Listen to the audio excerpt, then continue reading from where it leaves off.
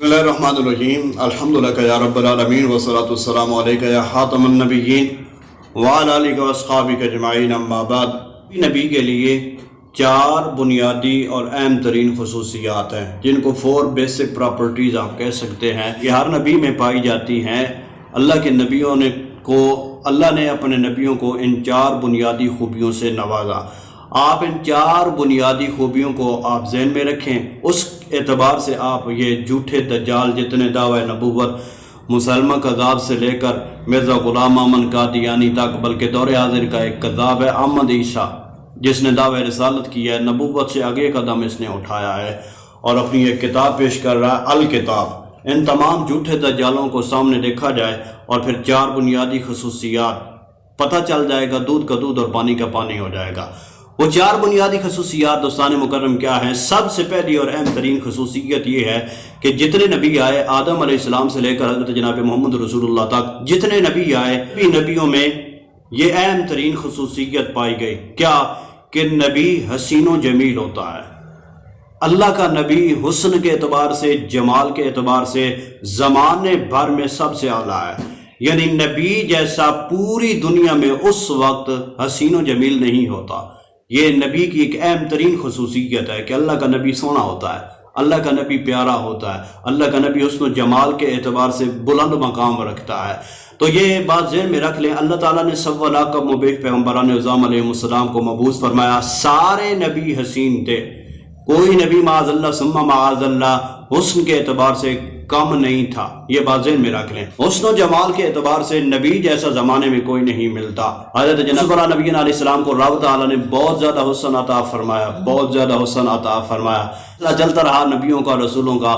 اللہ تعالیٰ نے امام الرسل والانبیاء، فخر الرسل والانبیاء، حبیب کبریا رب تعالیٰ نے اپنے پیارے محبوب کو جب رب تعالیٰ نے مبعوث فرمایا تو سارے ریکارڈ ہی ٹوٹ گئے، سارے ریکارڈ ہی ٹوٹ گئے۔ اللہ نے ایسا حسن و جمال میرے آقا صلی اللہ تعالی علیہ وسلم کو عطا فرمایا۔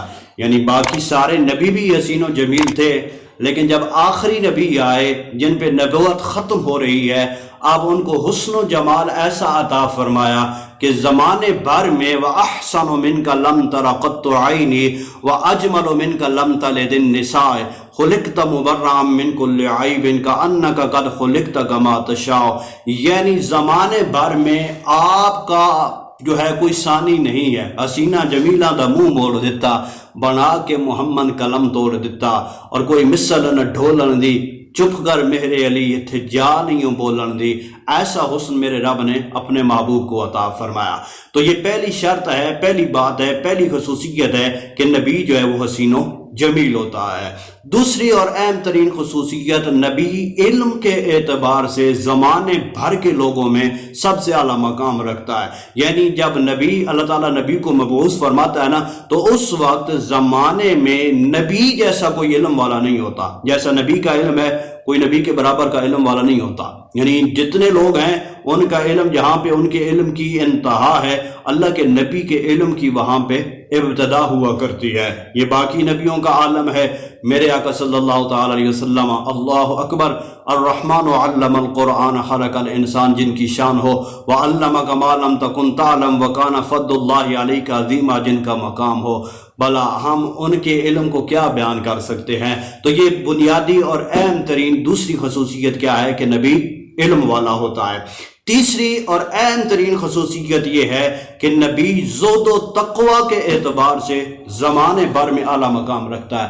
یعنی کہ نبی جیسا نیک، متقی، پارسا، دنیا سے بے رغبتی رکھنے والا نبی جیسا کوئی نہیں ہوتا۔ جیسا اللہ کا نبی زہد و تقوی کے مقام رکھتا ہے، جیسے اللہ کے نبی زہد و تقوی کے مقام پہ فائز ہوتے ہیں، کوئی امت میں سے کوئی شخص اس طرح کا مقام رکھ سکتا نہیں ہے۔ نبی دنیا سے بے رغبت ہوتا ہے، نبی رب تعالیٰ کا سب سے زیادہ خوف رکھنے والا ہوتا ہے۔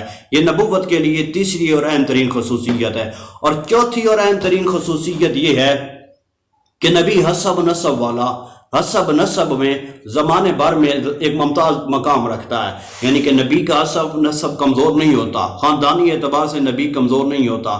کوئی یہ نہ کہے کہ میرا خاندان اعلیٰ ہے اور ان کا تو معاذ اللہ گھٹیا خاندان ہے، اللہ نے گھٹیا خاندان میں نبی کو بھیج دیا۔ نہیں، میرے رب نے میرے رب نے نبی کو خاندانی اعتبار سے سب سے اعلیٰ مقام عطا فرمایا۔ تو حسن و جمال، علم، زہد و تقوی اور خاندانی حسب نسب، یہ 4 اہم ترین خصوصیت ہر نبی میں پائی جاتی ہیں۔ اللہ تعالیٰ نے پھر اللہ تعالیٰ نے ان خصوصیت میں کسی کو کتنا مقام نبیوں میں یا رسولوں میں عطا فرمایا۔ تلک الرسل فضلنا بعضهم علی بعض یا ولقد فضلنا بعض النبیین علی بعض، یہ رب کی دین ہے، جس انداز سے جس کو چاہے جتنا عطا کر دے، اس کی اپنی دین ہے، وہ اس کا معاملہ ہے یا نبیوں کا معاملہ ہے۔